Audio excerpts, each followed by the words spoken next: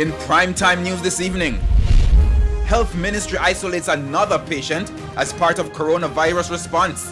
One person in quarantine, having spent approximately 8 days in quarantine. Deportation stopped. UK Court of Appeal halts flight with some 50 persons slated to be deported tomorrow. And over $200 million spent to feed police officers on special operations. But is the government getting value for money? A primetime news special report.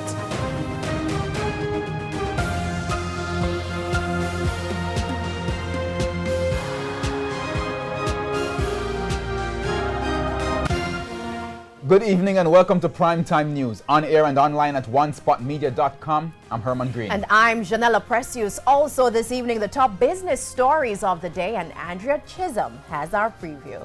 Janella's Sweet River Abattoir and Supplies Company got some news that will probably leave a bitter taste. The company has been delisted from the junior market of the Jamaica Stock Exchange, and I'll tell you why in the business day.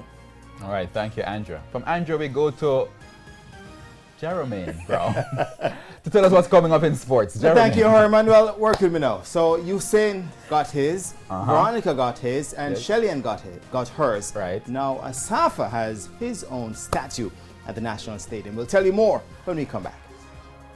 I wonder when you're going to get yours. But anyway, there's also sports commentary, E-Prime, and weather in this newscast. But before the break, the feedback question. Our question this evening: what are your views on residents of Vineyard Town's objection to the quarantine center for the coronavirus being located in their neighborhood as the St. Joseph's Hospital?